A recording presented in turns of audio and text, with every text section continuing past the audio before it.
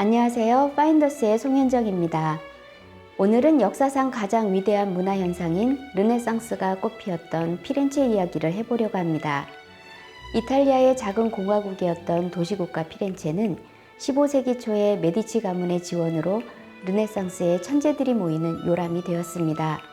인문학과 건축, 과학과 예술 등 거의 모든 분야에서 꽃이란 이름처럼 피렌체는 자유와 개성을 꽃피우게 되죠. 우리는 보통 르네상스를 말하면 16세기의 레오나르도 다빈치와 미켈란젤로, 라파엘로 세 사람에게 집중하는 경향이 있습니다. 하지만 그건 르네상스에서 콰트로첸토라는 1400년대에 대단한 업적을 건너뛴 것이라 이번 기회에 그 시기를 주목해 보려고 합니다.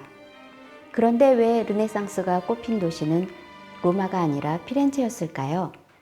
피렌체는 바로 그 시기에 르네상스의 원동력과 인적 자원을 충분히 가지고 있었기 때문인데요. 가장 결정적으로 예술을 사랑하는 피렌체의 통치자 메디치 가문을 들 수 있겠습니다. 14세기 말 은행업으로 큰 성공을 이룬 메디치 가문은 아들 코시모 메디치에 이르러 사실상 피렌체를 통치하며 이탈리아와 유럽의 영향력을 확대하였습니다. 당시 로마의 교황은 자신의 교황권을 확대하기 위해 오스만의 위협을 받던 동방 정교회와 통합을 시도하였고, 코시모는 피렌체의 외교적 역량을 키우기 위해 1438년 피렌체 종교회의를 개최하게 됩니다.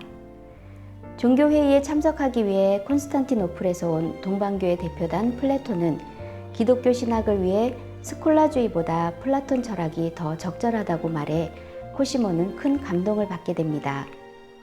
그는 플라톤을 따로 만나 피렌체에 대한 자신의 비전을 의논하고 그 결과 1462년 플라톤의 조언으로 플라톤 아카데미아가 피렌체에 세워집니다. 플라톤 아카데미아는 수많은 예술가들과 인문주의자들이 그들의 사상과 고전에 대한 연구를 하게 한 르네상스 운동의 진원지였고, 아리스토텔레스 철학으로 독점되었던 중세 이후의 시기를 플라톤 철학으로 대체하는 역할을 하였습니다. 그리고 그 뒤에는 코시모 메디치와 손자 로렌조 메디치의 적극적인 후원이 있었습니다. 자, 이러한 시각이 준비되었다면 르네상스를 대표하는 걸작 3점을 클로즈업해서 피렌체에 꽃피운 예술의 열매를 살펴보겠습니다. 이 걸작들을 통해 르네상스 예술의 진면목을 이해하는 데 한 걸음 나아가면 좋겠습니다. 제일 먼저 살펴볼 작품은 산드로 보티첼리의 비너스의 탄생입니다. 보티첼리는 르네상스의 3대 천재들에 비해 큰 주목을 받지는 못했지만 르네상스의 기념비적인 작품이 그의 손끝에서 태어납니다. 바로 르네상스의 특징인 종교와 반종교의 변증법적 코드가 이 작품에 숨겨져 있었습니다. 꽃처럼 아름다운 여인이 바닷가로 밀려온 조가비 위에 누드로 서 있습니다. 미의 여신 비너스가 바다에서 탄생한다는 신화가 실현되듯 초월적인 느낌이 감돕니다. 누드의 주인공은 관람자를 향해 정면으로 서 있지만 그녀의 시선은 관람자들을 살짝 외면하고 있습니다. 서펜틴 커브로 휘어지는 움직임은 로마 시대 조각상의 콘트라포스트 자세이지만 왼쪽 어깨의 각도나 긴 목, 그리고 무게가 느껴지지 않는 두 다리 등은 인체 해부학적으로는 불가능한 자세로 보입니다. 보티첼리는 피렌체의 아카데미아 소속 예술가로서 고대 아프로디테 작품을 연구했을 것입니다. 이러한 격식 있는 모습은 고대를 재현하는 르네상스 방식으로 에덴에서 쫓겨나는 이브의 모습을 비슷하게 묘사했습니다. 이 비너스는 티티안이나 조르조네의 작품처럼 관능적으로 유혹하거나 적극적으로 매력을 드러내지도 않고 초연한 듯 순결하고 정숙한 이미지를 전하고 있습니다. 매우 선명하고 투명한 인체에서는 신비로운 경계를 만들죠. 이는 비슷한 시기에 다빈치가 그의 작품 모나리자에서 보여주었던 스푸마토 기법과는 분명히 대조되고 있습니다. 그림의 전체 구도는 조가비와 비너스 양쪽 심들의 머리로 연결되는 세 부분이 역삼각형 구도를 이루어 안정감을 보여줍니다.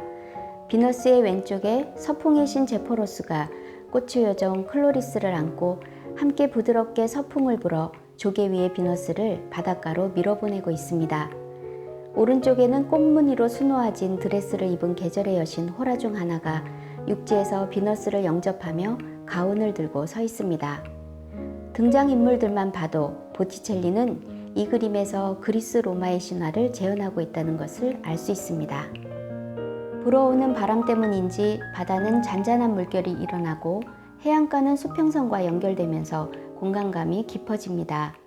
디테일이 사실적인 바람결에 휘날리는 긴 머리카락의 황금빛은 나뭇잎과 줄기, 해안가의 모래 위에 반사되고 흩뿌려져 그림을 고귀하고 신비롭게 만들어줍니다.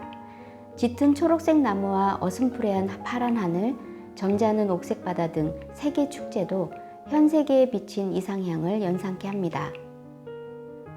바닷가에 상륙한 조가비 위의 비너스는 세례를 받고 물에서 막 올라온 듯 사랑과 미의 여신이 세상에 임한 듯 보입니다.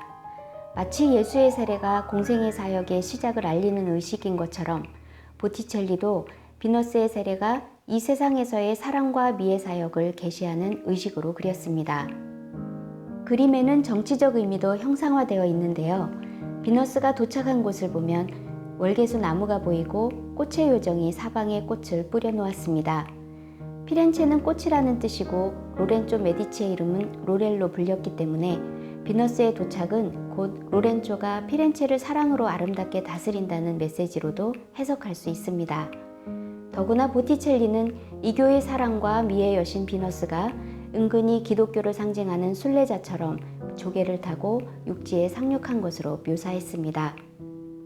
이 그림은 로렌조가 보티첼리에게 훗날 교황이 된 아들과 조카를 위해서 플라톤 철학의 이해가 반영된 작품을 의뢰한 것으로 알려져 있습니다. 플라톤 아카데미아의 멤버였던 보티첼리는 그리스 로마 신화를 주제로 가져오고 기독교적 요소를 알레고리로 투영했습니다. 또한 자신이 마음속으로 흠모하던 메디치가의 시모네타를 모델로 그려 그녀에 대한 플라토닉 러브를 표현하는 그림이기도 합니다. 보티첼리는 그림 전반에 플라톤 철학의 이데아를 추구하였고 현상의 세계의 다양한 모습으로 표현되는 궁극적인 이데아로 눈길을 돌리도록 함으로써 완벽한 르네상스의 정점에 서게 되었습니다. 보티첼리의 비너스의 탄생은 이렇게 르네상스의 이상을 추구한 피렌체와 메디치 가문 그리고 플라톤 아카데미아 셋의 협력 작품이라는 점에서 가장 르네상스적인 작품이라 할 수 있습니다.